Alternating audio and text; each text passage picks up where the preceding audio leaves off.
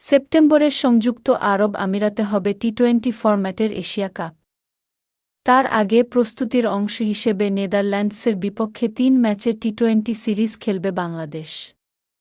সে সিরিজের সূচি প্রকাশ করেছে বাংলাদেশ ক্রিকেট বোর্ড বিসিবি। সোমবার বিসিবি এক বার্তায় জানিয়েছে, ৩০ আগস্ট সিরিজ শুরু হবে। ৩ ম্যাচই হবে সিলেট আন্তর্জাতিক ক্রিকেট স্টেডিয়ামে। বিসিবির দেওয়া সূচি অনুযায়ী ২৬ আগস্ট বাংলাদেশে আসবে নেদারল্যান্ডস জাতীয় ক্রিকেট দল। ৩ দিন পর খেলবে প্রথম ম্যাচ।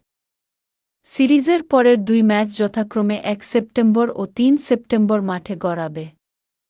২ বোর্ড ইমেইলের মাধ্যমে আলোচনা করে এমন সিদ্ধান্তে পৌঁছেছে। এর আগে অপর এক বার্তায় বিসিবি এশিয়া কাপের প্রাথমিক দল ঘোষণা করেছে।